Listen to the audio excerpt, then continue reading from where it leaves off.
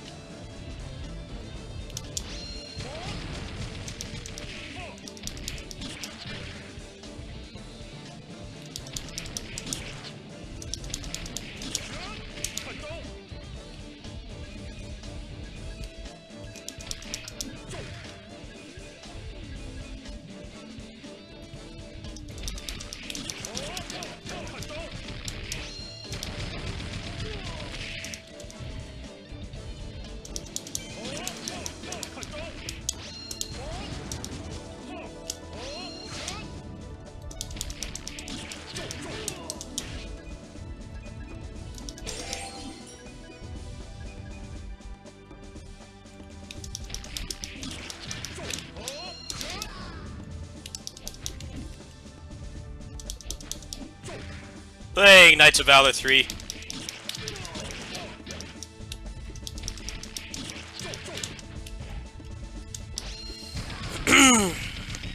The last arcade beat 'em up.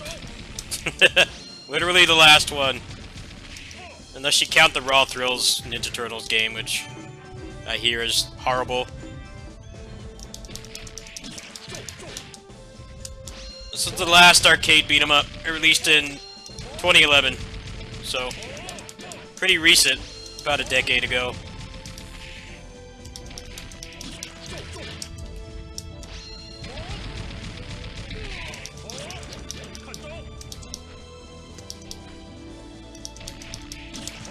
Only released in Asia, though. It was not released here.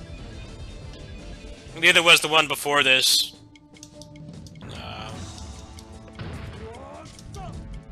Market just wasn't good enough, I guess. People still had a stigma towards beat 'em ups at the time. Arcades just weren't profitable anymore.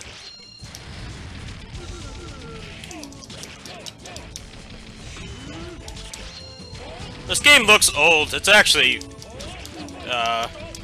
pretty recent.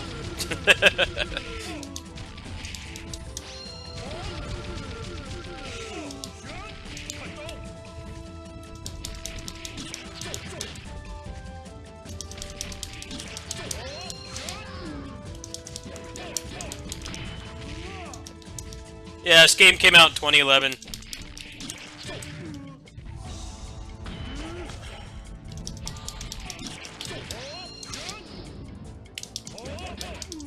That's why I say it's the last beat 'em up, because it really was the last one. Last one released in arcades.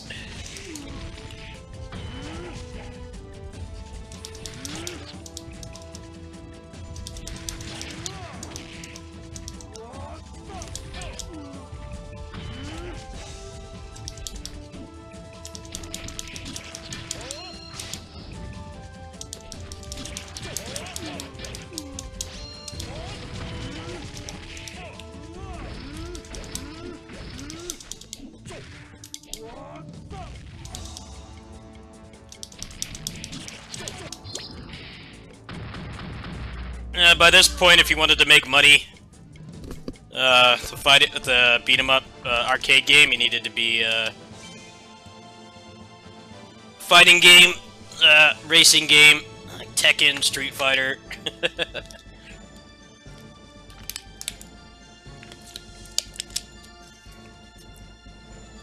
And even then, that was the end of the arcade era, because consoles caught up to the arcade. To the point where they started using like the exact same hardware. So that's one of the things that killed the arcade, really. As somebody who lived through it, that's one of the things that killed it, was the fact that you could, you know, the games got ported home and stuff. Dreamcast was the beginning of the end, if you ask me. That and System 256, the one with PS2 hardware. That was like the beginning of the end of the arcade, in my opinion.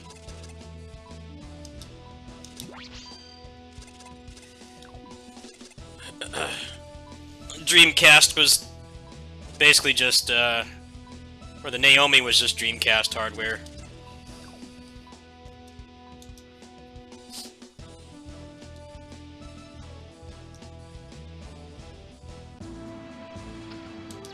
The Thomas Wave is another one. System 256. The Triforce hardware.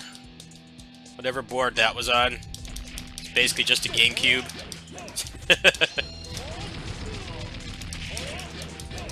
And then the era after that was pretty much... They were just putting computers in arcade cabinets. That killed it too.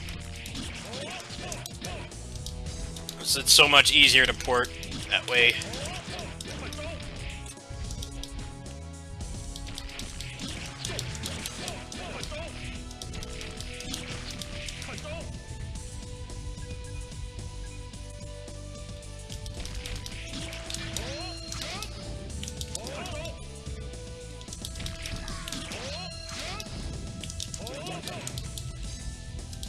Saturn STV, that's another arcade board.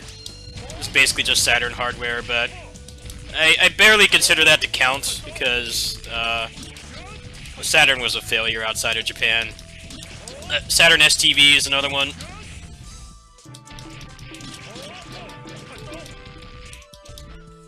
I think people don't realize how many arcade games had literal console hardware in them, or vice versa.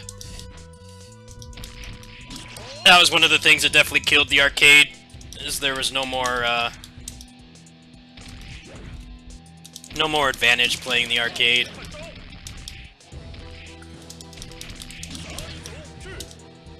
Oh, that throw is awesome.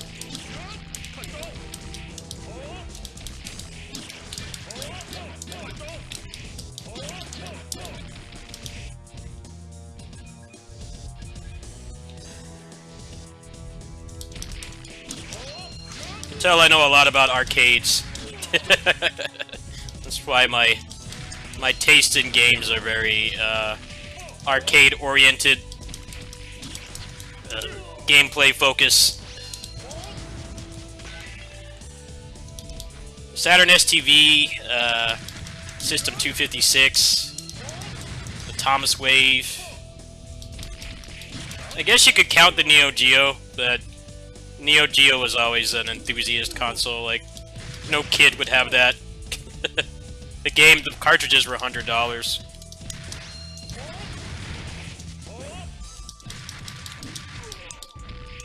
Neo Geo was not obsolete until about 2000, 10 years after it came out, which is pretty nuts. That doesn't happen anymore. The consoles couldn't match that power. Yeah, no kid was gonna have a Neo Geo, and if they did, they would have had like one game their entire childhood.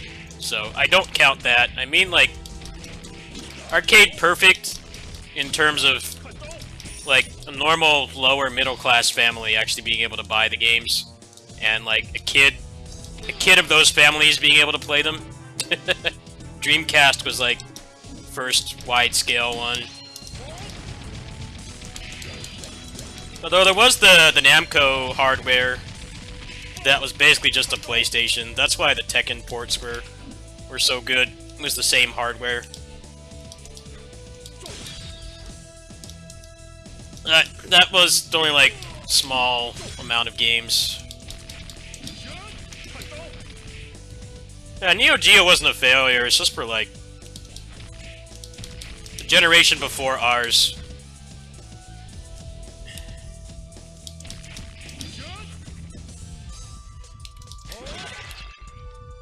people that would be in like their 50s now probably could have like 50s or 60s probably could have like had a Neo Geo in more than one game.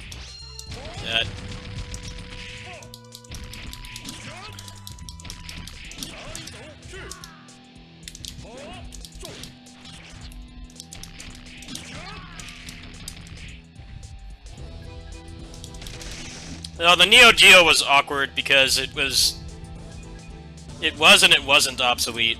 it's a weird, like, mix. Because it couldn't do 3D, so...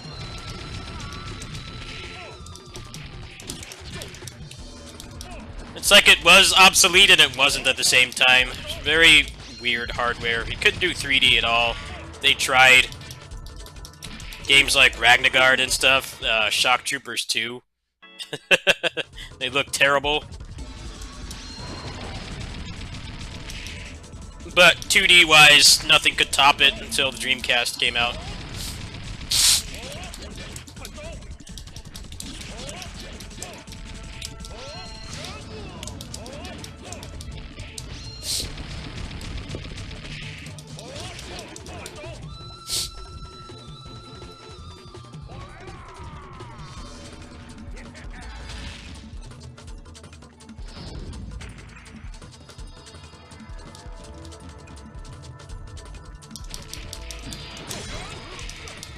Well, that's living middle class for you.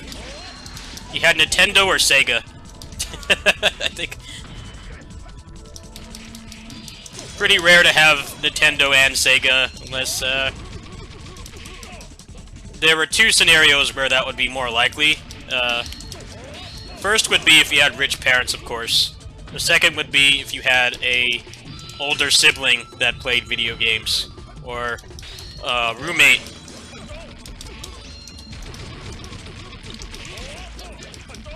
It's pretty uncommon. I really think that's where a lot of console fanboyism comes from.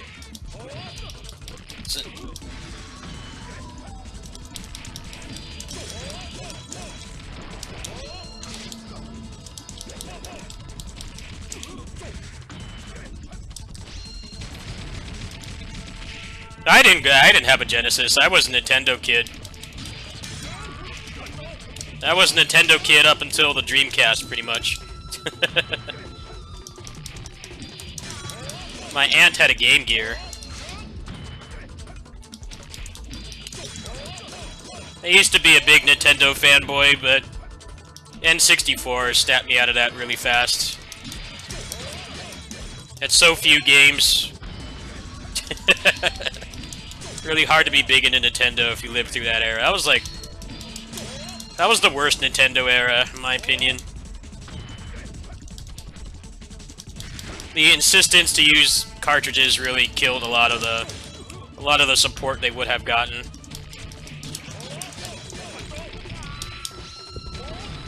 You know, Final Fantasy VII was supposed to be on N64, but you know, they couldn't put three discs of content on a cartridge. It just wasn't possible. They would have had to sell it for like $300 or something. They really shot themselves in the foot with that. That was the end of their third-party support, in my opinion.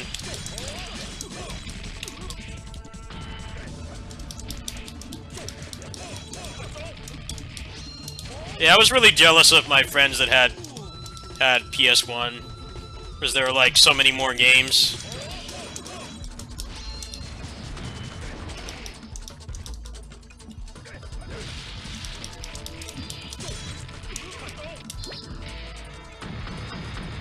N64 only has like 400 games, and when you take out the sports games and the shit games, there's very few games to play. That's kind of what I didn't like about it.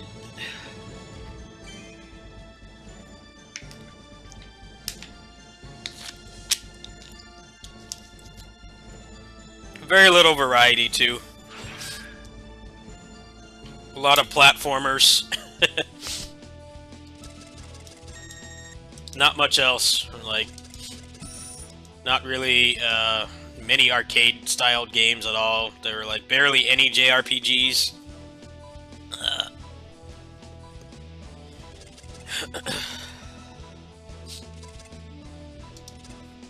Yeah, I had the N64 port of Resident Evil 2. I recommend watching the. I think there's a Digital Foundry video on that. It's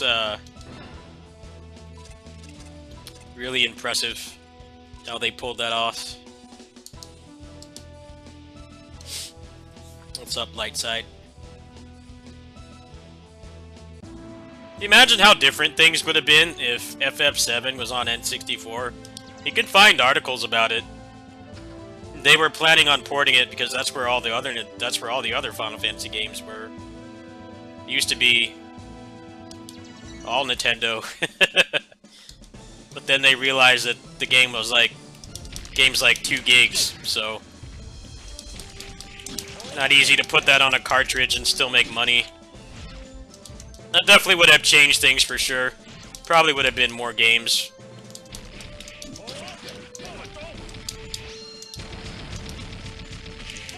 But the lack of storage space is one of the things that killed the N64.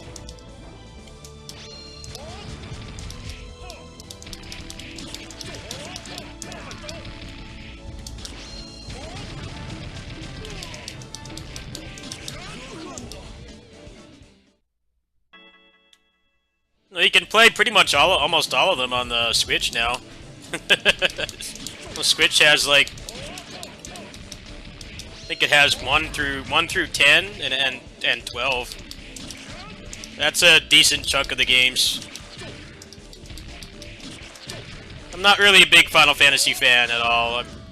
The only one I ever beat was Stranger in Paradise, but I admire that they give a shit about preservation, because like, being a Tales fan is suffering. It's embarrassing how few titles are available on like a evergreen platform. Ys and I'd argue Ys, Dragon Quest, and Dragon Quest to a lesser extent, Final Fantasy, and Ys are like the most accessible old-ass JRPG series. Persona and Tales are probably the worst, in my opinion. Shin Megami Tensei as well.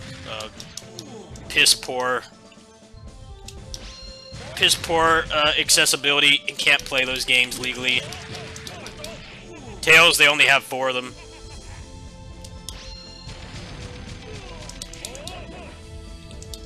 Tales, they have like barely any of them, really.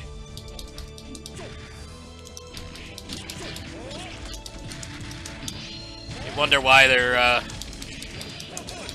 you know, they get the sloppy seconds of all the other JRPG fans, because it's like, you can't play them. How many people are gonna go buy a PS2 to play like Tales of the Abyss? Like, come on now.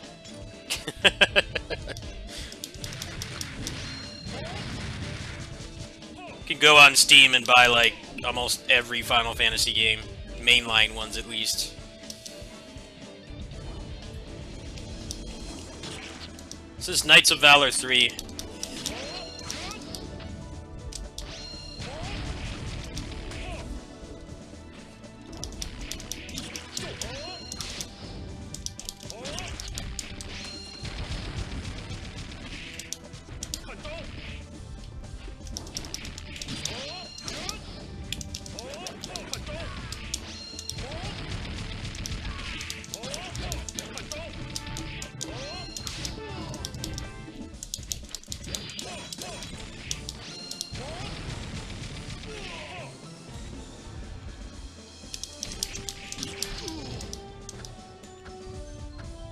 Yeah, you can find magazines about it. FF7 is supposed to be ported to N64, but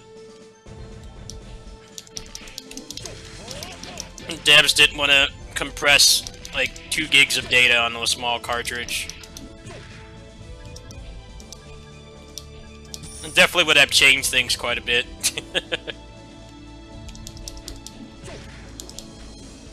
I don't think it would have changed things that much, though, to be honest.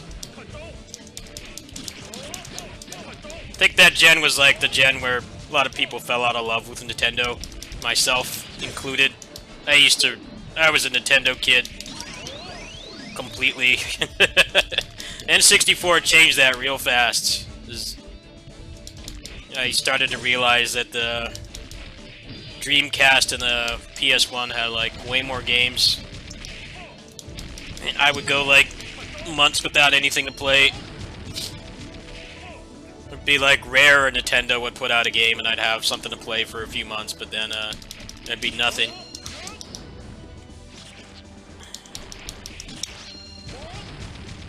No, that's not 2 gigs, but that's a lot to compress.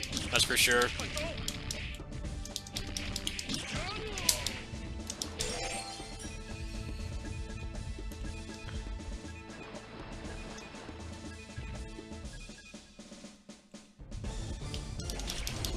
I think a lot of people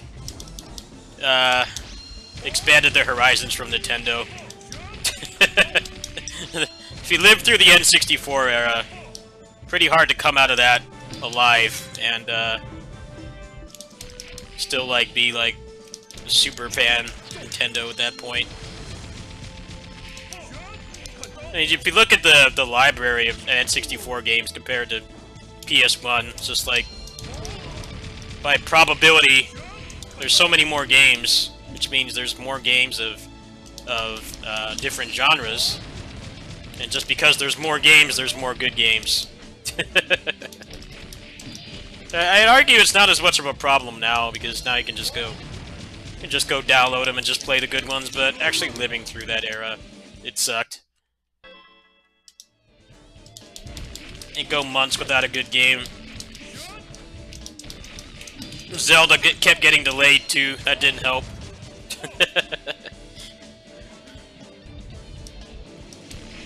GoldenEye was another one too. I think GoldenEye kept getting delayed. I always cringe when people say that GoldenEye is the best movie game because it came out like almost 2 years after the movie. Like, main thing that made movie games shitty was the fact that they strict deadlines to get it out in time for the movie, and then they would get like really crappy studios to do it.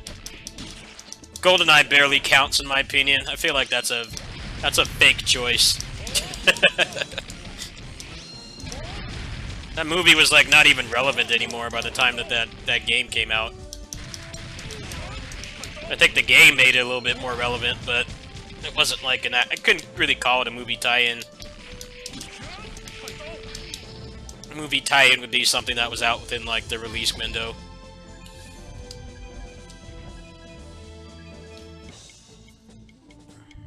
That's a fake-ass movie tie-in game, if you ask me. It's because it's like out nowhere near when the movie released.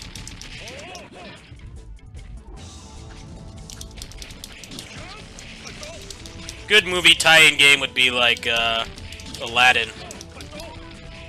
You know, that came out for the movie, and Disney actually coughed up the money to get Capcom to do it instead of some no-name Western studio that would have botched it. I consider that to be a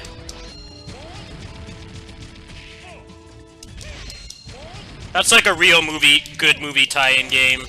Both of the Aladdin games, actually, the Genesis and the SNES one.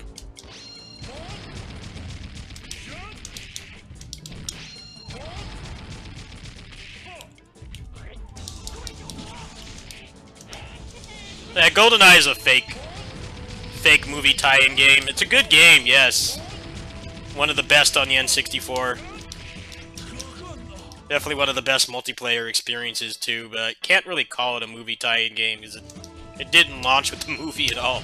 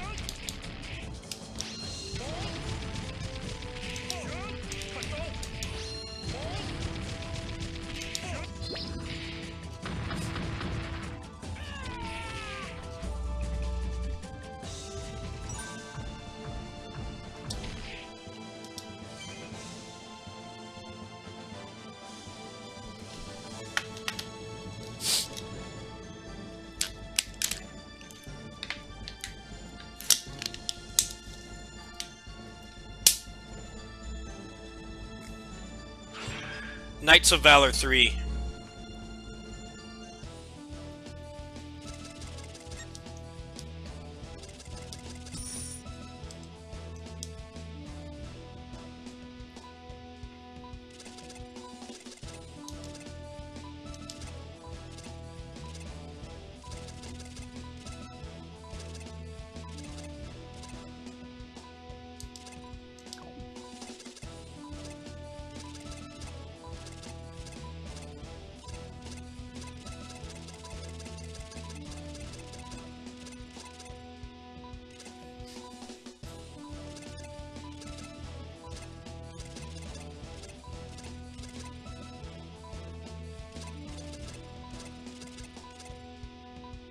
I'm gonna save up for that then.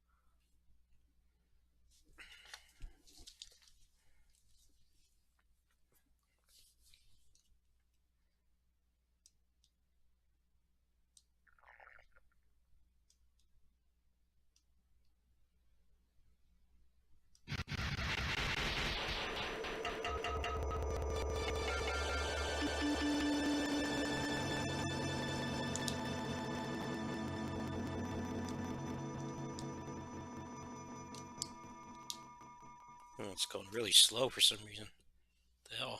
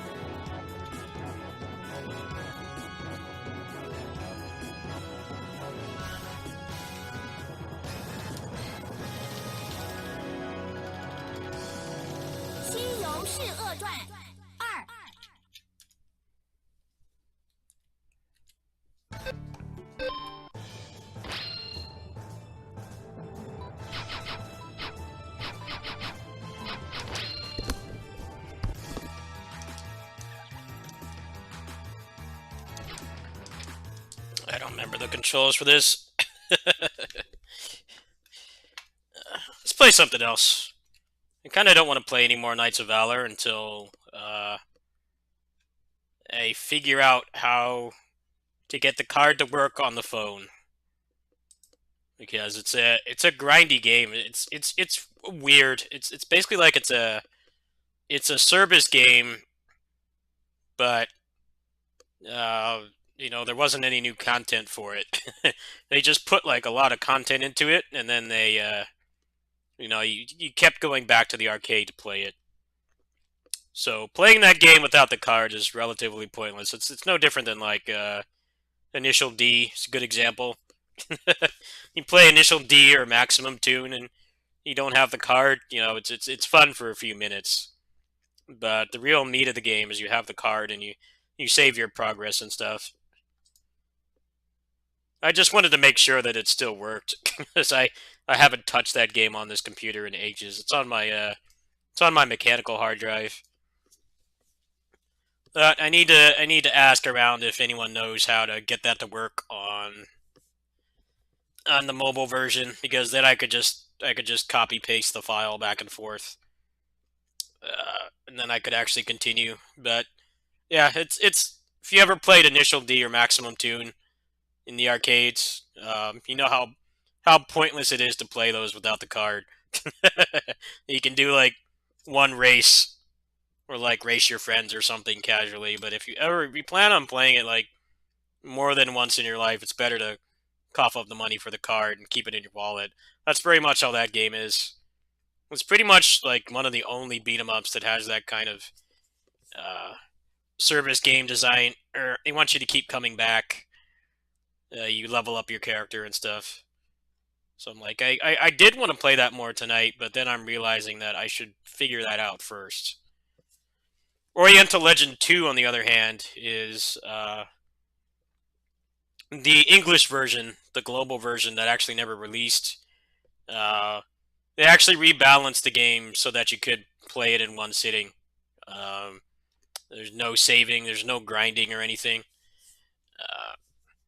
I talked about this on the kitty sitting stream, but basically they I don't know why the hell they did this. They translated it into full English, and they completely rebalanced the game from the Asian versions where you have to use the card.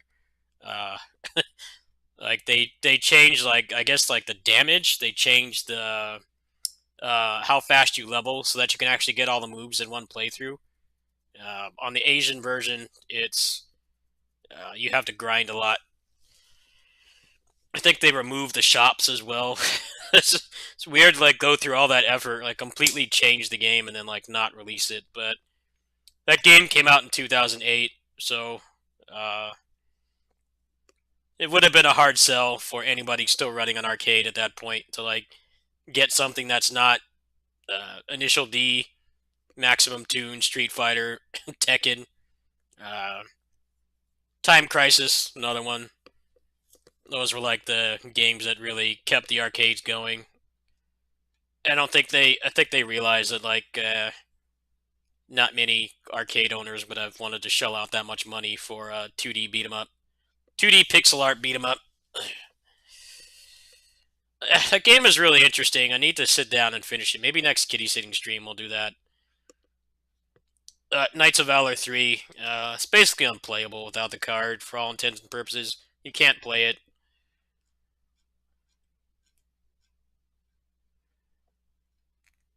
F Zero AX.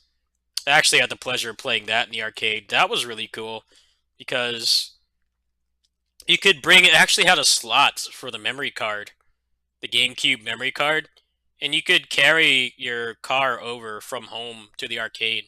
It was really awesome. I don't think they made too many, but the arcade I went to had one for a while. It was kind of the beginning of the era where they realized that like single playthrough stuff, it didn't make that much money unless it was quarter muncher like Time Crisis or a fighting game. Uh, the fighting games made a lot of money because if people liked them, you know, the max rounds a game could go is 3 rounds or 5 rounds, and each round is about a minute and a half. So roughly every 5 minutes, somebody's putting money in the game. Whereas stuff like beat 'em ups, somebody could get really good at them and stay on the machine for like an hour. They're only making like 50 cents. The problem is now that really the only way we have to play a lot of those games is emulation. The cards are really complicated to emulate, and they really designed the games to not just play them once. They wanted you to come back. Initial D and Maximum Tune are really big money makers too, but you have to buy the card. If you don't buy the card, you're wasting your money. Is the whole point of the game is the stock cars like couldn't get good times, and you couldn't customize them or anything. You had to buy the card pretty much. So Knights of Valor is a really weird game when you consider that it's mostly Tekken, Virtua Fighter, the racing games were all doing that kind of design, whereas like the service game, but not really. They couldn't patch it. They basically had to make like a whole new version. Yeah, I used to have a Maximum Toon card. I never really played Initial D that much. Uh, Maximum Toon's a little bit more arcadey.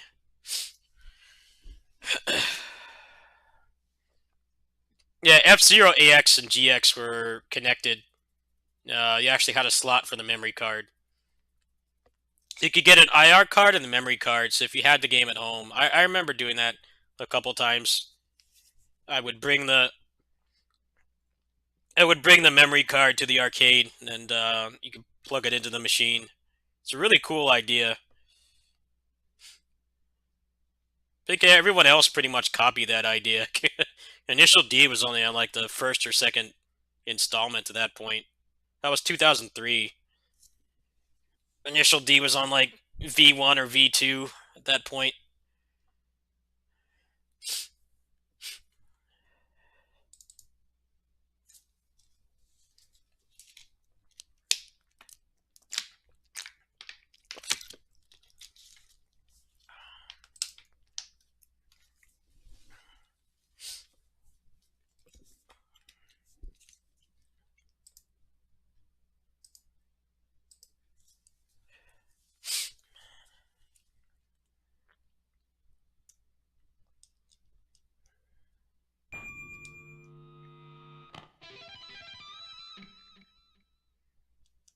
I don't know, Tekken you could play without the card. Tekken was kind of a weird case too, because it's like it's a fighting game. There's no stats or player advantage tied to it at all. But people really like the customization, so that they could stand out in a crowd and stuff. They like tracking their wins and losses. Tekken was kind of an anomaly, because they started that with like Tekken 5, I think. But like, you definitely could play Tekken without buying the card. There was nothing stopping you from doing it. It's just most people that at least try to be somewhat competitive would buy it anyway. Initial D, Maximum Toon, and that Knights of Valor game are like the ones where you might as well not play if you're not gonna get the card. Like, just legit, no point.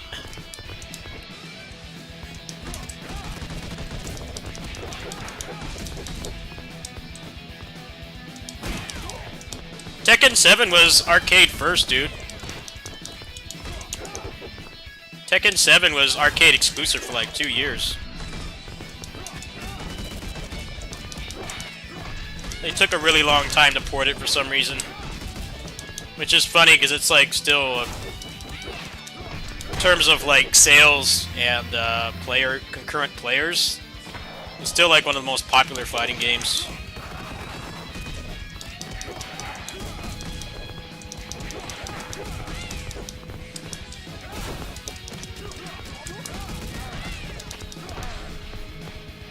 Well, Tekken has garbage netcode, so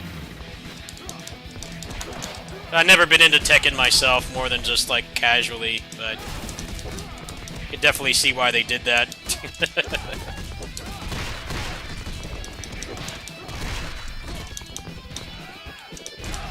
thing that sucks about Tekken Arcade, though, is I think it took them a long time to get all the DLC characters. So that game was in a really weird spot for a long time. If I remember correctly, the DLC characters were console exclusive for a long time.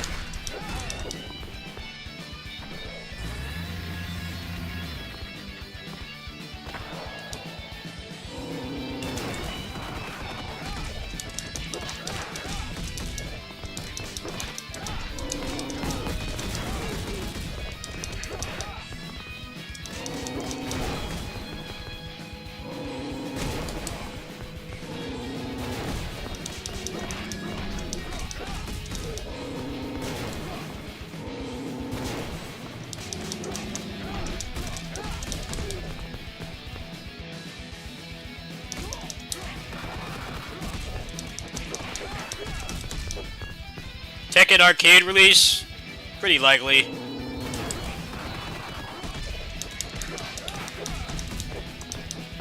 If only because arcade owners will want it, because it'll generate a lot of money.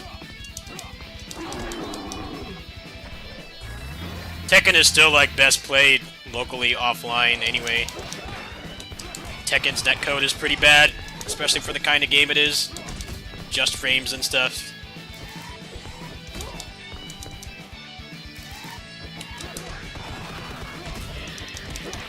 That's what killed Samurai Showdown. That's what killed that game. It's like it's a very neutral heavy, punish heavy game with garbage netcode, so like the game doesn't really function. Combo heavy games with crap netcode, people can definitely adapt. There's people that like used to go to Marvel tournaments only playing online, and Marvel 3 had like horrendous netcode. And they could like still compete, but like top players would never touch the online because it messed with their timings. But like when the game is not combo heavy, or it has like a lot of just frame mechanics, the netcode can kill it. A lot of people said Samurai Showdown 2019 is like one of the best fighting games, but the netcode kills it. They had the balls to like not make it combo heavy. They still kept it. They still kept it Samurai Showdown in spirit, but they can't really have a neutral punish heavy game with like mostly landing single hits. Maybe like 2, 3, 4 hit combos tops. It's not a combo hit focused game at all. You can't have that with bad netcode. The game doesn't function. There used to be people that would show up at Marvel majors playing that jank-ass online, and they would do like crazy shit. But like, people that actually were sponsored and stuff, they wouldn't touch the online. As laggy online completely changes your timings. Now the opposite can happen too. I went to a Battle for the Grid tournament back when it came out, and I won. And I had only played the game off online. I had only played that game online, but because the netcode was so good, it didn't hurt me at all. Well, the opposite can happen too. It's just uncommon, especially if the game comes from Japan.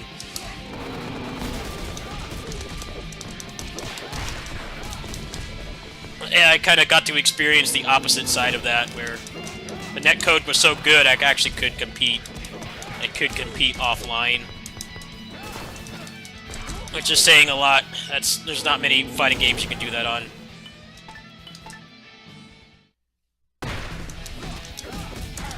Well, they honestly just let Samurai Showdown die. There are a number of reasons.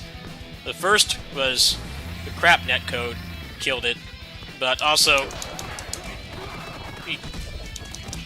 combo that with the pandemic, the game is unplayable. we had some guys playing it here back when it came out. It was actually pretty popular for a while. The pandemic killed it. You guys couldn't play it online. And they also sold out to Epic, which didn't help. They sold out to Epic for that game for a year, which meant that even if it had good netcode, nobody would have been playing it. Epic's not really a good place for fighting games. I'm not talking about just because it's not on Steam. Steam has a lot of remapping features and stuff, and better controller support. And then they put it out. They put it out on Steam a year later. They didn't fix the netcode. They didn't even include the DLC, and they were charging full price for it. The game had been out for like 2 years at that point. No. I don't have a lot of sympathy for SNK on that one. They really let it die. Here it's a very fundamentals-heavy game. It's like less about your execution, more about like how you can react to the other player and outthink them and stuff. Footsies, but you can't do that with bad netcode in the middle of a pandemic. The game like doesn't work, which is unfortunate.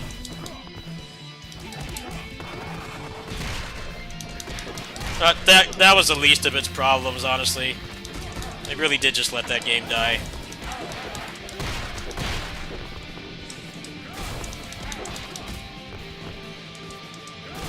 Community held out as long as they could, but the pandemic killed any momentum it would have had.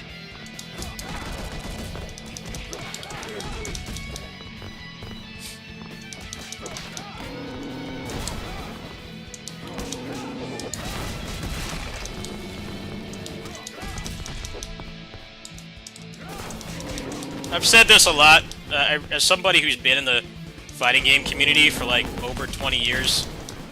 The pandemic was or is a blessing in disguise for the community. It really is. Because Japan has had to fix their shit. It really is a blessing in disguise. Obviously, I'm not downplaying the severity of the pandemic as somebody who had it himself. But it basically taught them that you can't release a game without rollback anymore. It just won't fly. A lot of the games that came out around that time died really fast. Samurai Showdown. Grand Blue Fantasy Versus is another one too. Lack of rollback killed any chance that game had of being popular. And it was released right around the time when lockdown started, so couldn't use the usual FGC alternative to crap netcode and just go play at a, real-life event. Couldn't do that anymore. And now you're noticing that stuff like DNF Duel is coming out with netcode as like the main advertisement. It sucks that it took a global epidemic to get Japan to get their shit together with their games, but that's kind of what happened. It really is. As the American-made games have been much better to play online for quite a while now. Battle for the Grid, Killer Instinct, Mortal Kombat.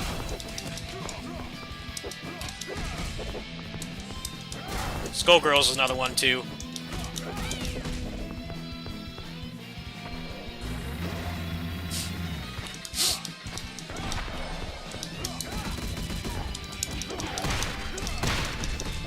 I'm surprised Dragon Ball FighterZ survived, honestly.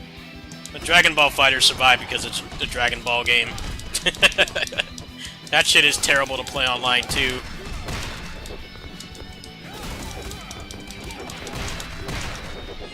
Pandemic definitely did hurt that game, though.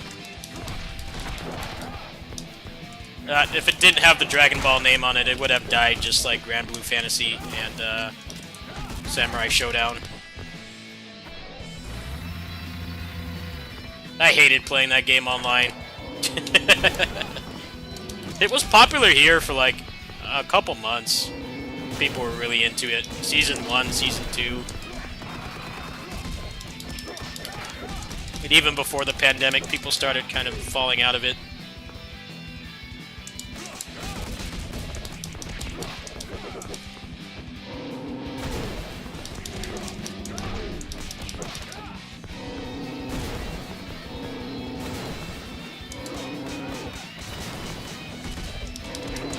Now the next thing they need to do is crossplay. That's like the next thing the fighting game community needs to be taken seriously.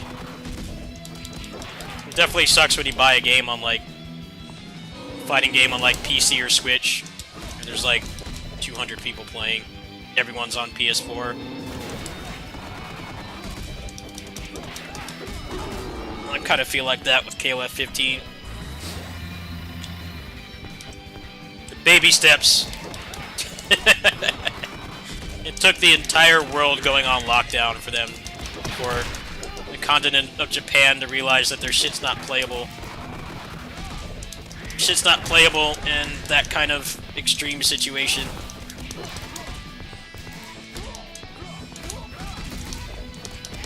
Well, the thing about adding rollback to the old games, Radical, is that it's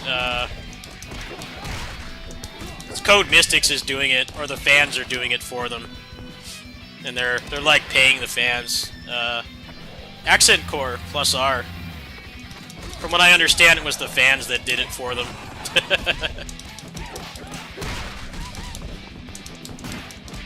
Fans are getting paid, of course, but they're not doing it themselves.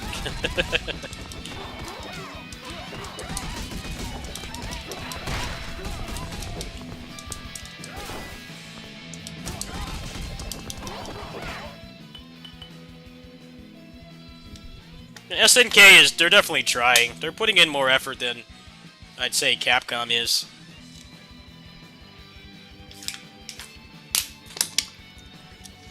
Capcom and Namco are not really doing much.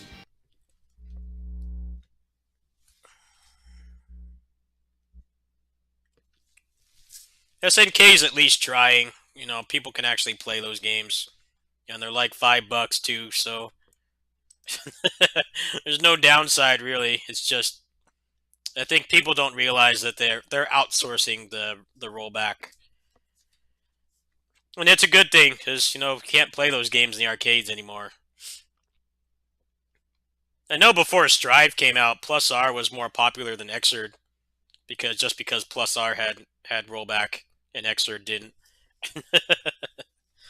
Yeah, ArcSys is starting to take it more seriously too.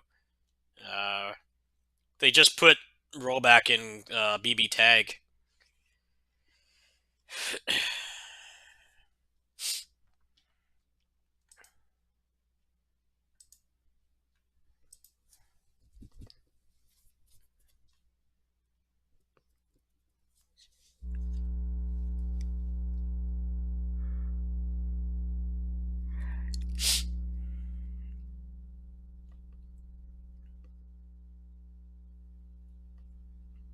They're still updating Granblue Fantasy Versus. I just question why.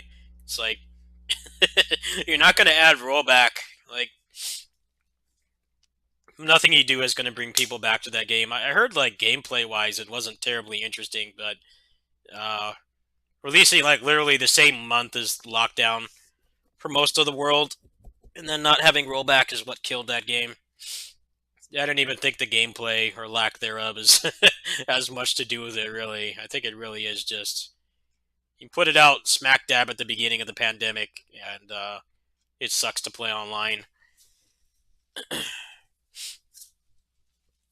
You got to be an IP as big as Dragon Ball to get away with that. I don't know how Dragon Ball is still going, really. Dragon Ball is very execution heavy, and the netcode makes it harder to play.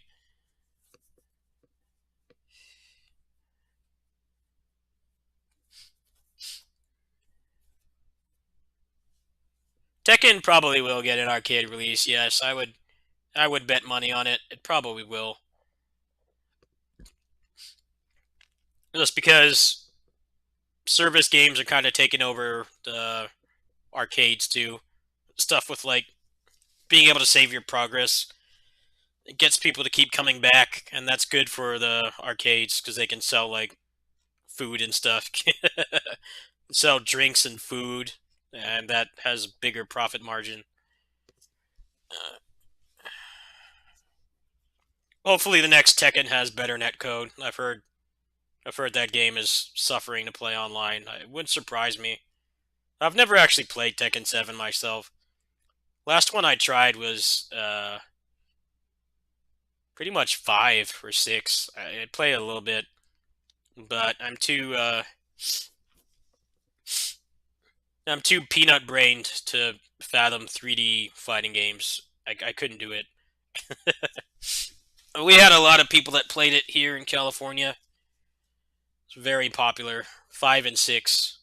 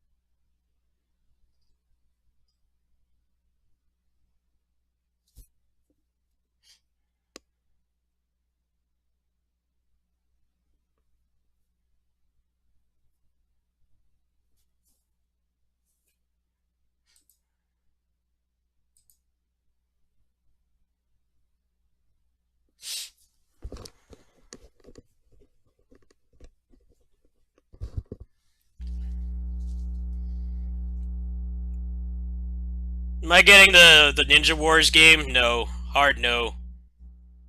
Uh, Somebody in my community bought the Japanese version of that back when it came out last year. That game looks terrible. Super mundane, boring, slow paced. Everything is in armor all the time. Hard pass. I'm not playing that one. I know people are probably expecting me to play it, but no. No, I'm not doing that one. That would not be fun for me to watch me play, because I would just be complaining about how shitty it is. No, I don't want to do that. Especially I'm not paying $60 for it either. Hard pass. I was mildly interested in it until I saw the gameplay. Uh, Somebody in my community bought it last year. It looked really rough. I think the reasoning behind it was because Neptunia is mostly turn-based. I guess they didn't want to overwhelm the Neptunia crowd because there's really only a small handful of Neptunia games that have action gameplay. It looks like shit to play. Let me pull up some gameplay of it. Let me go ahead and find his channel. He's got some gameplay. Just give me a moment here. Yeah, somebody who subscribes to me played it. He said it was awful, and I watched him play it. That was enough to make me not want to even touch that game. I'm trying to find his gameplay.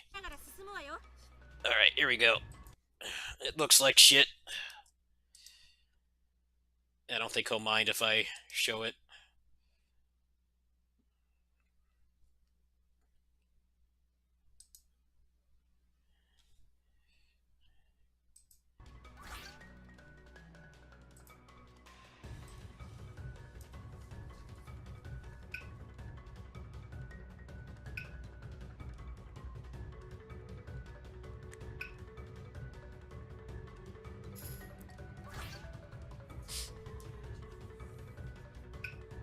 Let's go ahead and skip ahead to some gameplay.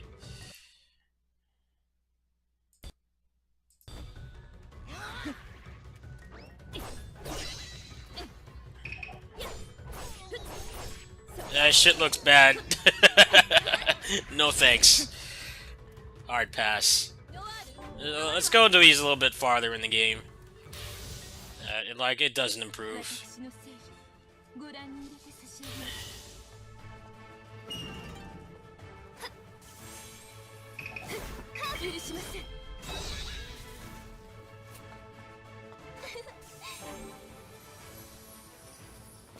You can see how boring this looks. It's not even a Muso.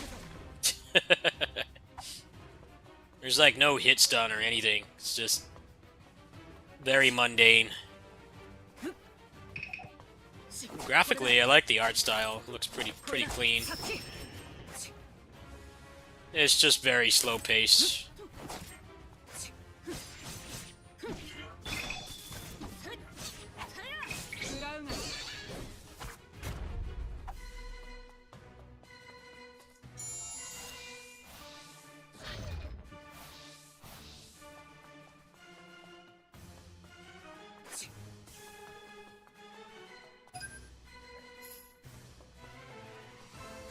This looks like just the most dry action game.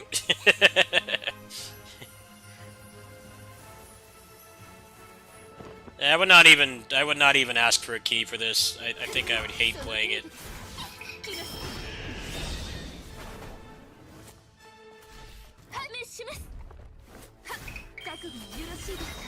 Yeah, this looks really boring.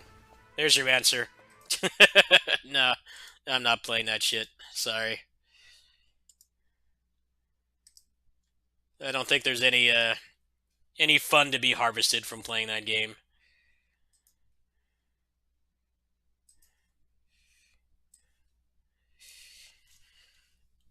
I'll probably get asked about that a lot, and I'm just going to keep going to show his videos, like how boring that game looks.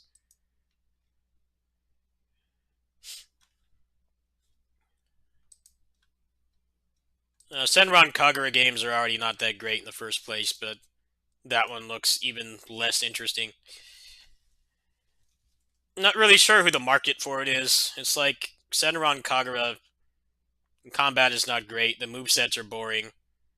At least they have good graphics and they're fast paced. But like Neptunia fans aren't gonna like it either because that's a turn-based series. So I like don't get who the hell it's for. I guess maybe the Neptunia bunch will like it a lot more because it's not really uh not that involving to play. It's pretty bare bones.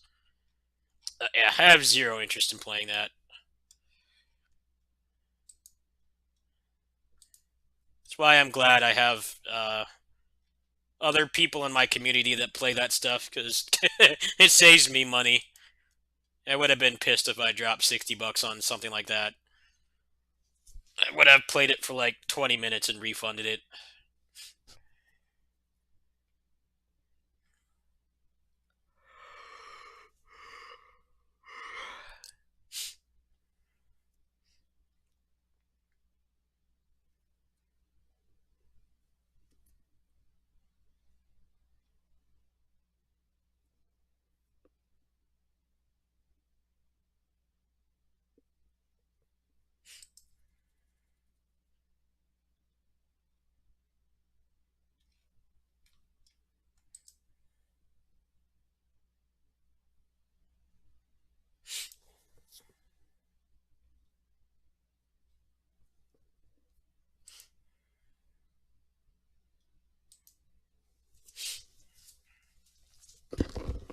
I don't know. I generally don't. I don't get excited for Senran Kagura games. They're too heavily weeb weighted. It's just like ninjas with big boobs. Like there's like barely anything else to them. The last Senran Kagura game that came out was decent. I did beat that one. I like the parry system, but it still had the same problem of just small, homogenized movesets to the point where the characters are just skins. Um, Main thing I don't like about them. But that new one looks like it doesn't even have anything like that going on. It's just fighting walls of hyper armor one or two at a time. Not interested.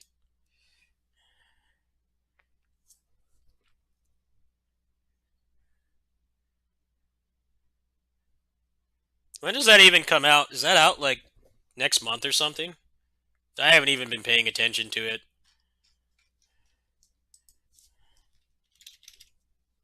Ninja Wars. I think it's called like Ninja Wars in America or something. Oh, it comes out next month.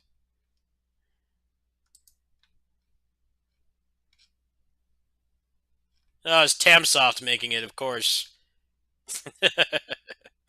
Tamsoft has the most inconsistent quality. They put out really good stuff, but I feel like they just phone it in with these games because weebs buy it anyway, even though it sucks to play. They do make good games, but like it's like every 2 or 3 games they make, one of them is good. Pretty much anything Senran Kagura is high chance it won't be good. Last two Onichan Bar games are great. I really like playing those. Those games are not really. I don't think they're really going for the weeb market that much. Ironically, the fan service takes a backseat.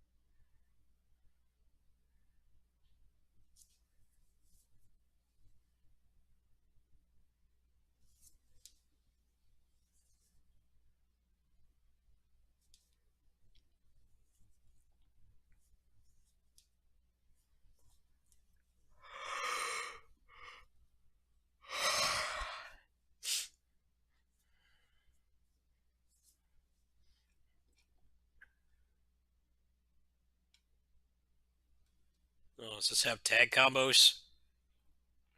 I mean, the animation looks really bad. This is the spin-off game to that Suikoden clone that's coming out.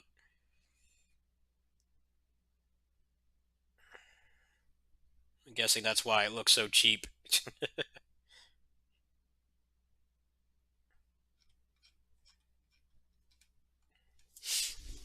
I don't know, man. I hope these guys deliver.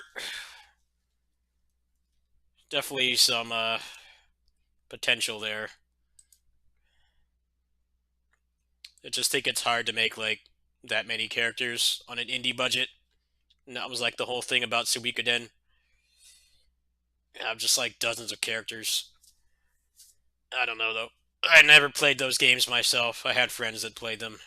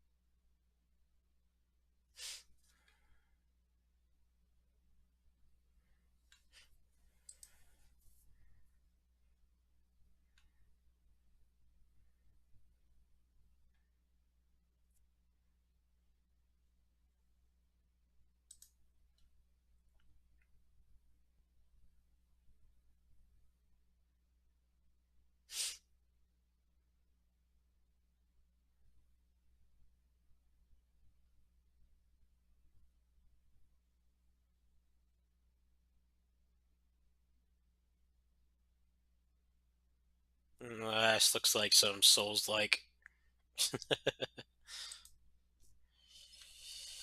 It's definitely a market for those, but not for me. That one looked okay. I definitely wouldn't. I wouldn't willingly play that. Pretty much.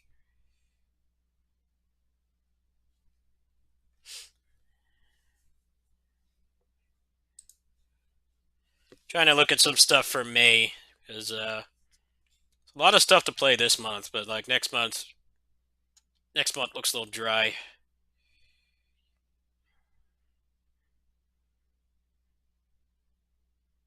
What is this?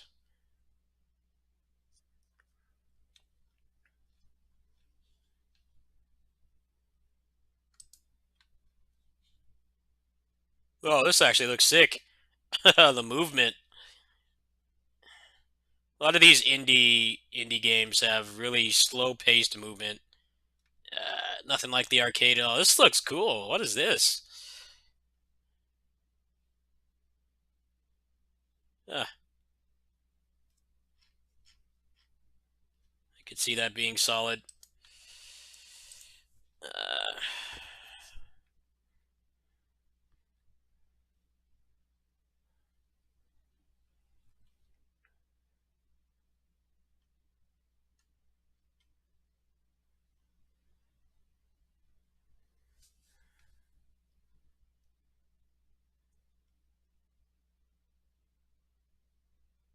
oh wow, I forgot about this. I think everybody forgot about this game. I think everybody forgot about this one. I really don't think that'll. I don't think that'll survive more than a month. It's just like the wrong IP. Try to make a Dead by Daylight clone out of. I don't know what they're thinking.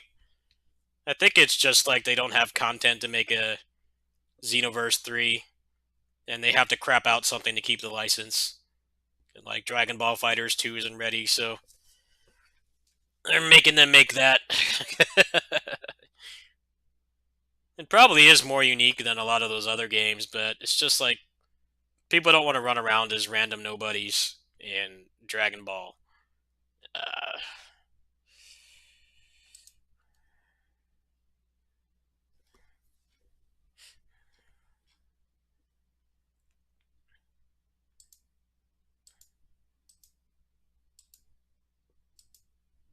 okay, you're not going to show any gameplay? Like, this looked kind of cool, but zero gameplay.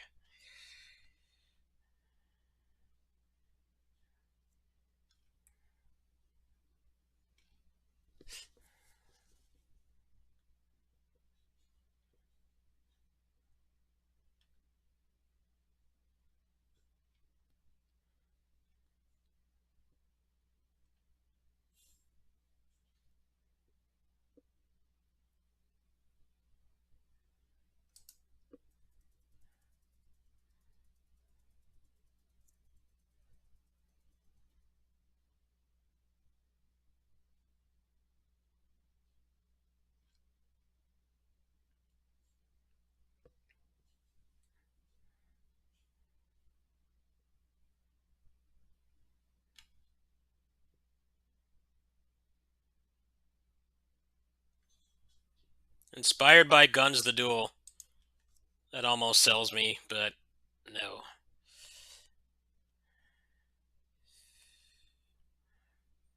I don't know. I hate to say this, but indie indie games that require you to have like multiple people to play to function, um, really hard to even consider giving it a chance because it's like random platformers and beat 'em ups and stuff from all over the world. Like that's something that you could more easily digestible, but like when it requires other people to play online, and the chances of success for an indie game are already so small. Uh, I just don't even have any interest at that point. It sucks, but that's just the reality of it. It's a lot easier to try out games like that when uh, you can play the whole thing by yourself and you don't need anybody else. I commend them for trying, but man, the odds are really against you.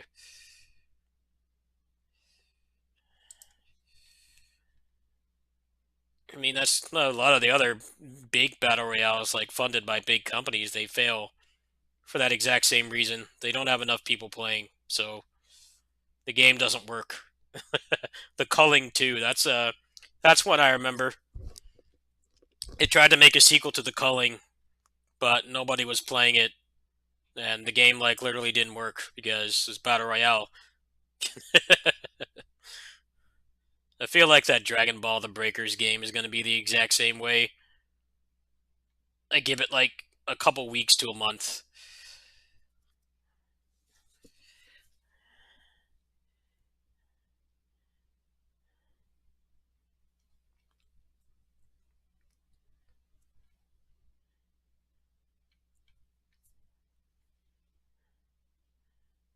Hello.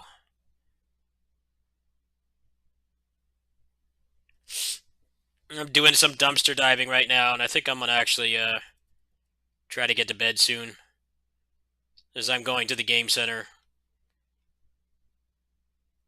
I need a day off.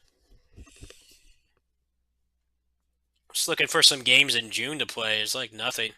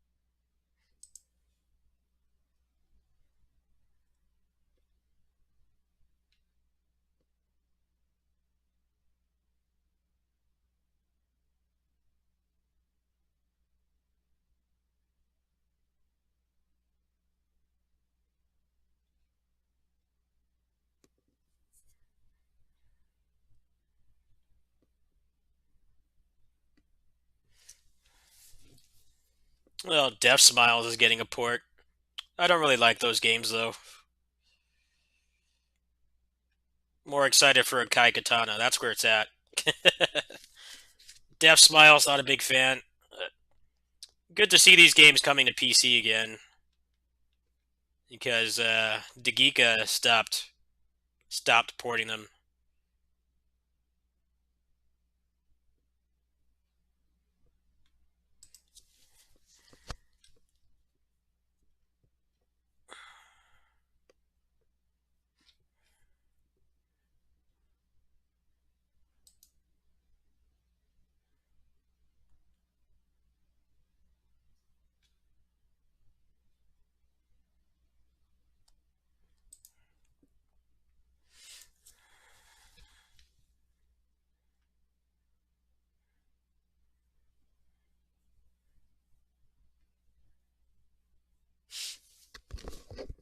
Yeah, this comes out in June.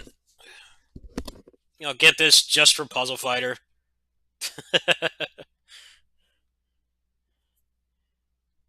Yeah, Puzzle Fighter and Warzard. That's all I really care about. Uh, Never gotten a Vampire Savior. Well, I kind of did. Uh,